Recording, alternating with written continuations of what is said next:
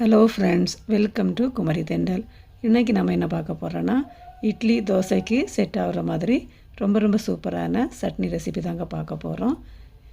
இது ரெடி பண்ணுறதுக்கு ஒரு கடாயில் 1 ஸ்பூன் அளவுக்கு எண்ணெய் சேர்த்துட்டு, எண்ணெய் சூடானதும் அதில் கொஞ்சமாக சீரகம் சேர்த்துக்கோங்க. சீரகம் நல்லா பொரிஞ்சு வந்ததும் 3 பல் பூண்டு, அப்புறமா ஒரு 10 மாதிரி சின்ன வெங்காயம் சேர்த்துக்கோங்க. சின்ன வெங்காயத்துக்கு பதிலாக பெரிய வெங்காயம் கூட சேர்த்துக்கலாம், பரவாயில்லை. இது கூட காரத்துக்கு 5 காஞ்ச மிளகாய் சேர்த்துட்டு இதை நல்லா வதக்கி எடுத்துடலாம். வெங்காயம் ரொம்ப வதங்கி வர வேண்டாம், ஓரளவுக்கு இந்த மாதிரி வதங்கி வந்துக்கிட்டாலே போதும். இப்போ இந்த டைமில் 2 தக்காளியை இந்த மாதிரி பொடிசாக கட் பண்ணிவிட்டு இதில் சேர்த்துடலாம்.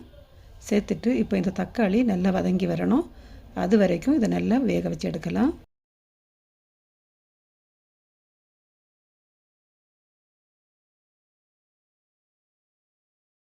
பாருங்கள், இப்போ தக்காளி நல்லாவே வெந்து வந்துட்டுருக்குது. இப்போ இந்த டைமில் ஸ்டவ்வை ஆஃப் பண்ணிவிட்டு இதை நல்லா ஆற விட்டுக்கோங்க. இது நல்லா ஆறி வந்ததுக்கப்புறமா இதை நம்ம அரைச்சி எடுக்கலாம்.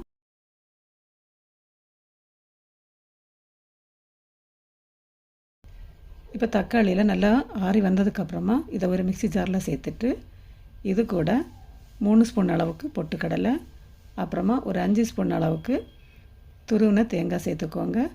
இது கூட கொஞ்சமாக மல்லி இலை சேர்த்துட்டு இதுக்கு தேவையான அளவு உப்பையும் இப்போ நம்ம சேர்த்துடலாம். சேர்த்துட்டு கொஞ்சமாக தண்ணி சேர்த்து நல்ல பேஸ்ட்டு மாதிரி அரைச்சி எடுத்து வச்சுக்கோங்க. இப்போ இந்த அரைச்ச விழுதை ஒரு பாத்திரத்துக்கு மாற்றிட்டு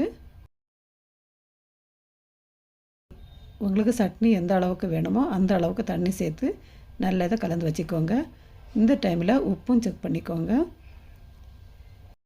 இப்போ இதில் தாளிப்பு கொடுக்கறதுக்காக தாளிப்பு கரண்டியில் கொஞ்சமாக எண்ணெய் சேர்த்துட்டு கடுகு, உளுந்தம்பருப்பு, காஞ்ச மிளகாய், அப்புறமா கருவேப்பிலை போட்டு தாளிச்சிட்டு அந்த தாளிப்பை இதில் சேர்த்துடலாம். அவ்வளவுதாங்க, ரொம்ப சூப்பரான சட்னி ரெடி ஆகிடுச்சு.